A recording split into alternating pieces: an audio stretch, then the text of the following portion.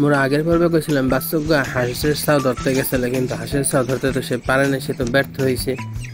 ব্যর্থ হইয়া সে এখন কি করবে? সে পরে কেলা গাছ ক্ষেতের মধ্যে খেলতে আসলে, কিন্তু গ্রামের ছাও যে জোরে দৌড়তেছে দেখে তো শহরের বাচ্চা পাইছে ভয়। ভয় পেয়ে এর বাপের হাত ধরে রেখে, বাবা আমি যাব না।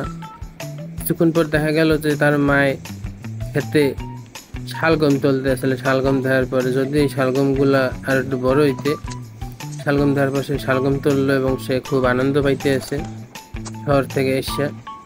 এবং সে ফ্রেশ ডাঙ্গা শাক মানে ডাঁটা শাক তুলতে আসলে, লাল লাল, যদিও দেখতে এগুলো লাল শাকের মতন, বুড়া বুড়া লাল শাক না ডাঁটা শাক, সন্দেহজনক। কিন্তু বিষয় হইল, তার মায়ের এই আনন্দমুখর পরিবেশ এসে বাচ্চাকে বলে, মা আমিও শাক তুলবো। কিন্তু মা বলে, না বাবা, শাক তোলা যাবে না, তুমি ধনিয়া পাতা তোলো। বাচ্চাকে আচ্ছা ধনিয়া পাতাই তুলি। সে ধনিয়া পাতা নিয়ে বিচার বিশ্লেষণ করতে আছে, আসলে পাতাটা কিসের, কি কাজ করে। এই ফাঁকে তার এক চাচা এসে বলে, এই যে চাচা, তুমি এই শাকটা নাও। আজগো এই পর্যন্তই, আল্লাহ হাফেজ।